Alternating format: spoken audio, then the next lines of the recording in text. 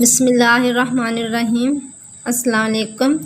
Welcome to my नंद भाभी star TV. मैं इस नंद भाभी स्टार टीवी पर अपनी तमाम बहनों और भाइयों को दिल से खुश आमदीद कहती हूँ।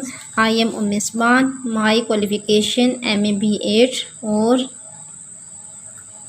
अस्सलाम वालेकुम। My name is Zahra Naseem.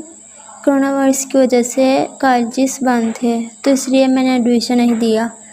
अब तो अल्लाह का शुक्र है कोरोना वायरस भी ख़त्म हो चुका है, तो आहिस्ता आहिस्ता कॉलेजेस खुल जाएंगे, तो मैंने अब FA में एडमिशन लेना है। टीवी पर आप बहुत कुछ लर्न कर सकेंगे और इसमें हम आपको घर के काम काज करना सिखाएंगे और आप ये भी वॉच कर सकेंगे कि किस तरह काम वगैरह किया जा सकता है।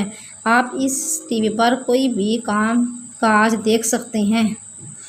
और अगर आपको हमारी वीडियो बहुत अच्छी लगी, बल्कि उम्मीद करती हूँ कि आपको हमारी वीडियो बहुत अच्छी लगी होगी, इनके हमारी वीडियो को लाइक कर दे और शेयर कर दे और हमारे चैनल को सब्सक्राइब कर लें। मिलते हैं नेक्स्ट वीडियो में। अल्लाह हाफिज़।